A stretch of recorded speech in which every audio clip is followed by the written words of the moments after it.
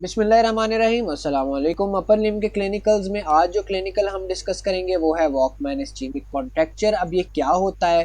तो आपको brachial artery के बारे में तो पता होगा, हम ऑलरेडी पढ़ चुके हैं इसको आर्टरीज के अंदर। ब्रेकियल आर्टरी का कोई लोकलाइज्ड सेगमेंट जो होता है ना, वो स्पाज्म में जा रहा होता है। क्या मतलब है?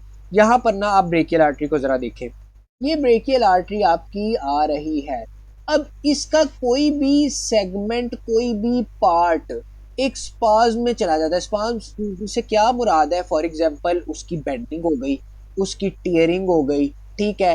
तो एक सेगमेंट में यूं समझें कि उसका उसकी या तो वो वहां से फ्लो रुक रहा होता है, ठीक है। तो इसकी वजह से ब्रेकियल आर्टरी के किसी लोकलाइज्ड सेगमेंट के स्पाज्म की वजह से जो कंडीशन हमारे पास आती है वो आती है वॉकमैन इस्चेमिक कॉन्ट्रैक्चर। अब इसमें ये क्यों क्यों होता है तो देखें। पहले तो ये डिस्टल एंड ऑफ ह्यूमरस के फ्रैक्चर की वजह से हो सकता है। यहाँ पे फ्रैक्चर होगा तो ऑब्वियसली इस जो ब्रेकियल आर्टरी है इस पे इफेक्ट आएगा, या रेडियस और अल्ना का फ्रैक्चर हो जाए, ठीक है। या फिर आपने याद रखना है कि जो फ्रैक्चर के बाद जो ऊपर कास्ट लगाया जाता है ना, ठीक है, जो जो पट्टी होती है जो बड़ी हार्ड सी होती है, ठीक है, जो कास्ट जो कहलाती है, तो वो ओवर टाइट हो तो उसकी वजह से भी जो है वो ब्रेकियल आर्टरी स्पाज्म में जा सकती है, ठीक है।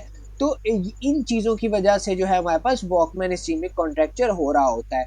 अब दूसरा, अगर ये हो तो क्या होता है? ब्रेकियल आर्टरी है, ऑब्वियसली जब आर्टरी है तो इसमें मसला आएगा, तो जो आर्टेरियल फ्लो है वो रिड्यूस होगा। किन को? फ्लेक्सर और एक्सटेंसर मसल्स को, जिनको ये सप्लाई कर रही होती है, ठीक है। अब क्या होगा जब इन मसल्स को रिड्यूस होगा ब्लड फ्लो, तो ये इस्चेमिक नेक्रोसिस में चले जाएंगे। ऑब्वियसली जब मसल्स को ब्लड फ्लो नहीं मिलेगा तो उनके सेल्स डेड होने लग जाएंगे, नेक्रोसिस होने लग जाएगा। और इस्चेमिक नेक्रोसिस कब कहते हैं? जब आपके जो मसल्स हों उनको उनका इस्चीमिया हो रहा हो, मतलब कि वहां पर ना ऑक्सीजन पहुंचेगी ना न्यूट्रिएंट्स पहुंचेंगे। ऑब्वियसली आपकी ब्लड की सर्कुलेशन वहां नहीं हो रही, ठीक है। तो उसके बाद क्या होगा कि ये वाले जो मसल्स होंगे वो रिप्लेस हो जाते हैं बाय फाइब्रस टिश्यू। और जब भी मसल्स की नेक्रोसिस होती है तो वो किससे रिप्लेस हो जाते हैं? फाइब्रस टिश्यू से। और ऑब्वियसली जब फाइब्रस टिश्यू से रिप्लेस हो जाएंगे तो वो अपना फंक्शन लूज कर देंगे, ठीक है।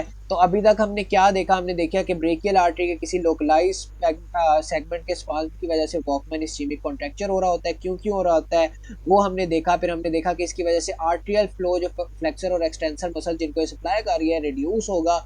और उसकी वजह से इस्चेमिक नेक्रोसिस होगा और मसल्स फाइब्रस टिश्यू से रिप्लेस हो जाएंगे।